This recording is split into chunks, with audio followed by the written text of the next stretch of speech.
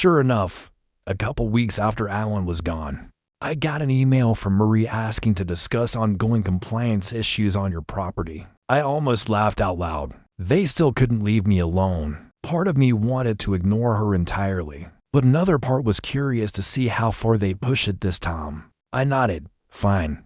I told her, I'll paint it. My grandfather's old workbench still stood inside, covered in rusted tools and half-used cans of oil. As I worked, I felt like he was there with me, reminding me how to hold a brush steady, how to mind the grain of the wood. About 3 months later, a rumor started spreading that the HOA wanted to amend the bylaws to ban all backyard livestock, including chickens, citing sanitation and property values. I remember standing outside the meeting hall afterward, a summer breeze brushing against my face, and realizing that I wasn't the only one tired of being pushed around. People were sick of the HOA treating them like tenants instead of homeowners. For the first time, I sat in that boardroom not as a defendant or an outcast, but as a voice with power. I started by scrapping some of the most ridiculous rules. No more yard decoration fines. No more backyard garden bans. No more threatening letters for a crooked mailbox.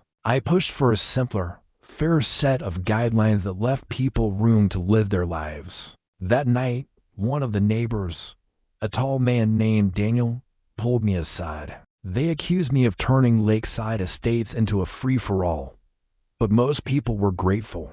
Over the next year, things settled down. The community got friendlier, more relaxed, and the constant fear of HOA harassment faded away. I shouldn't have tried to tear your place apart. I lost everything after you bought my mortgage. I moved in with my sister, and, look, I messed up, you know.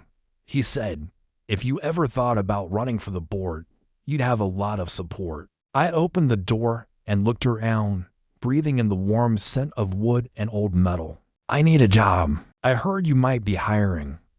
It was surreal to imagine him, once the king of HOA paperwork and fines, coming to me for a job. There was a satisfaction in knowing the tables had turned so completely. But there was also a nagging doubt in my mind. If I gave him a chance, would he betray me again? Or was he genuinely humbled? I tried to picture my grandfather, what he'd have done. The old man believed in second chances, but he also taught me never to trust a snake until you'd seen it change its skin. If my grandfather could see me now, I think he'd be proud.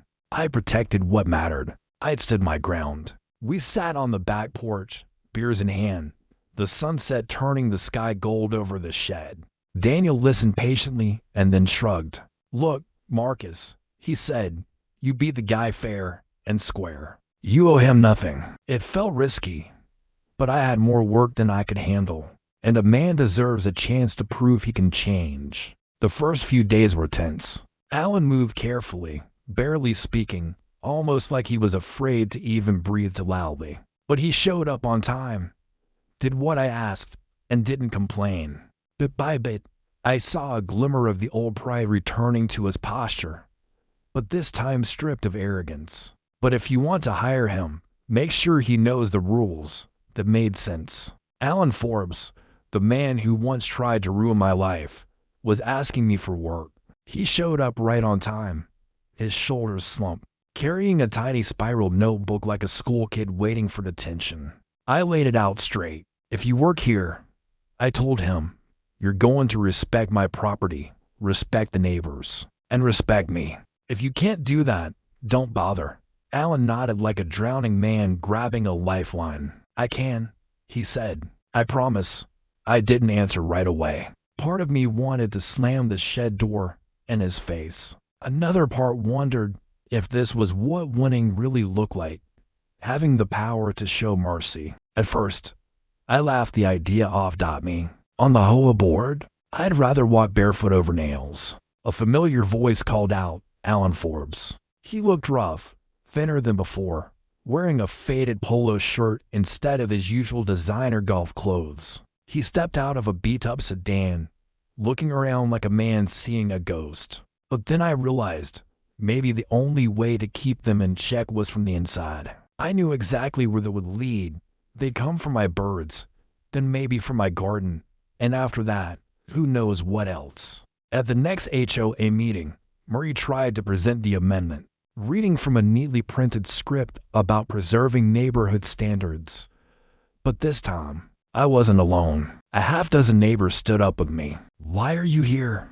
I asked. The retired couple across the street, who loved my eggs. The family to doors down, whose kids like to come feed the hens. Even a few folks who had been scared of me before. Together we made our voices heard. We argued that banning chickens would take away food security, would be unfair to people with different cultural backgrounds, and most of all, would be an overreach of HOA power. It was exhausting work, but in the end, the shed looked almost new, a deep barn red color that glowed in the sun. When I finished, I emailed Maria a picture, and she wrote back with a single word, "Approved." Finally, I decided to go for it. I put my name on the ballot, telling myself I'd do it for my grandfather, for the shed, and for everyone else tired of fighting pointless battles. Election day was nerve-wracking. I'd never run for anything in my life, but I went door to door, explained why I wanted to protect homeowners' rights, and promised to bring a little sanity back to the neighborhood. "But you leave me alone otherwise." Marie's face relaxed a bit, and she agreed. We shook on it. So I agreed to meet Marie in the HOA office on a bright Tuesday morning. She greeted me with a tight smile, hands folded neatly on a clipboard. I mowed my grass, tended a vegetable patch out back, and even built a small chicken coop where I could raise a few hens. The neighbors started thawing, stopping by to chat about gardening or to buy a couple dozen fresh eggs. It felt like I was finally becoming part of the community. There was no shouting or threats like Alan had tried, just a soft tone that reminded me of a grandmother gently scolding a child. "Marcus," she began, "the Architectural Review Committee still has concerns about the condition of the shed. It could be an eyesore for the neighborhood." I took a slow breath and answered calmly, "The shed is grandfathered in. I've already documented that. There's nothing you can legally do about it." She sighed, like she was tired of the game but unwilling to give up. "You know," she said, "a coat of paint would make everyone happier." At first, I wanted to snap at her, but then I paused, realizing maybe a little compromise was smarter than going to war again. I spent the next few weekends scraping away the peeling paint and patching up small holes. For a while, peace returned. No more notices, no more HOA threats. But peace in Lakeside Estates never lasted long. In the end, the vote was close, but we won. The amendment failed.